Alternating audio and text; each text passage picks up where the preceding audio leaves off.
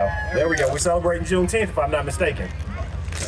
And so, as was mentioned, my name is Dr. Clyde Lewis. I'm a former school board trustee for the city of Antioch. I served in that capacity for about 4 years. And in that time, I served as vice president as well as president. But more equally important, I served in the community, and I continue to serve in the community. And so I met Nakia last week at Antioch's Juneteenth. We had a very long conversation around the meaning of Juneteenth. And at the end of that conversation, she said, would you be interested in coming and keynoting our Juneteenth? From that conversation, there's a lot of topics that we can talk about. But when I think of Juneteenth, I think of landing the message, right? We think of Juneteenth. Is everybody here familiar with what Juneteenth is or is, right? June 19th, what year? Anybody know the year? 1865, yes. But what happened 2 years before that?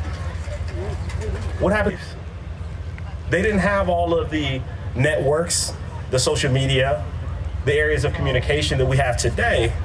And as a result, there are people in Galveston, Texas that did not receive the message.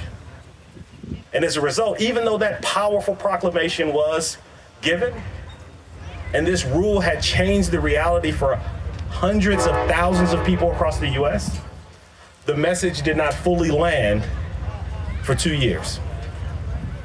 And when I think about that concept or that idea of landing the message, it makes me reflect back on my life.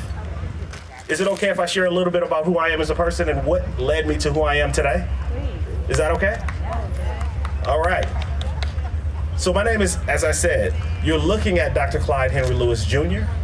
But before I was Dr. Clyde Henry Lewis, I was a young man by the name of Theo, right? It was a nickname. I have absolutely no idea why my mom named me Theo.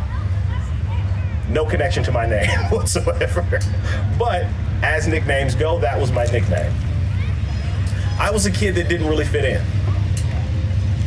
All the time, right? I grew up in, anybody in here familiar with Oakland, California?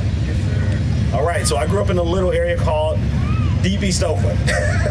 So the flatlands of Deep East Oakland. So anybody familiar with Oakland, you can understand kind of what that means. And for those who are not familiar, I grew up in the part of Oakland that people from Oakland kind of get nervous to visit, just for sort of some context.